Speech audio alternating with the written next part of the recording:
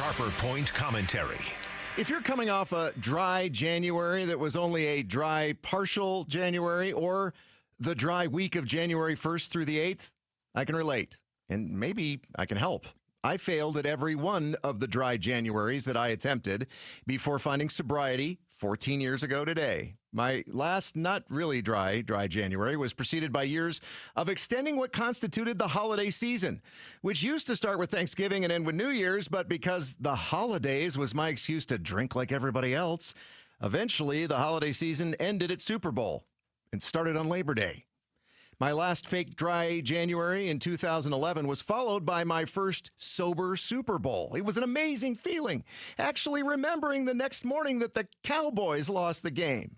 But I didn't figure out how to stay stopped until I figured out that achieving sobriety required others. In fact, they were the missing link. Trying to quit on my own put my odds for career and family success somewhere between the Diamondbacks winning the Super Bowl and the Cardinals winning the World Series. Yet, since February 4th of 2011, my scoreboard has read zero, as in zero alcoholic drinks or recreational drugs. My breakthrough was realizing that sobriety is a team sport. Yeah, there's an I in addiction, but there isn't an I in recovery. Getting stopped hinged on letting others, just as screwed up as me, help. And staying stopped means passing it on. The dawning of that understanding was a truly awful night of chemical consumption in the spring of 2010. The next morning, I swore to my wife that I would quit forever, and I really, really meant it. Yet, I got drunk again. 4 months after my solemn oath, I found myself downing several large Sam Adams while waiting in the Richmond airport. A few minutes later, Sam's buddy Jack Daniels, also stopped by, and I was wasted.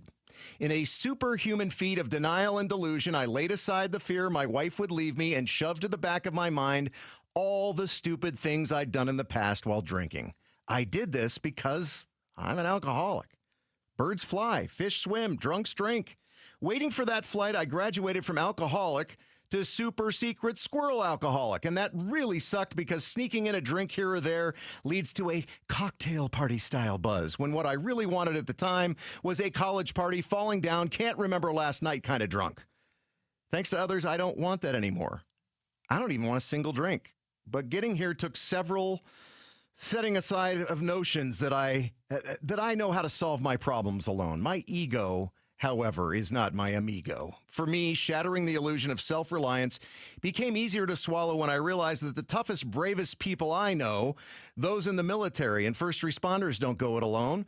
Members of our military don't kick in terrace doors without backup, and first responders don't charge into burning buildings without someone else at the other end of the fire hose. If these heroes need help, then a workday schlub like me is not above needing it.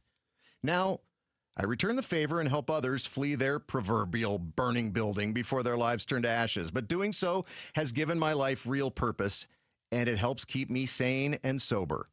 If you found that you cannot complete a dry Saturday, much less a dry January, consider checking out one of the 12-step groups that are out there. They can help you live like me. My holidays are now spent celebrating the actual holidays, not the fact that I have an excuse to drink. Thanks for watching Arizona's Morning News. Click to watch more from KTAR News and hit the button in the middle to subscribe.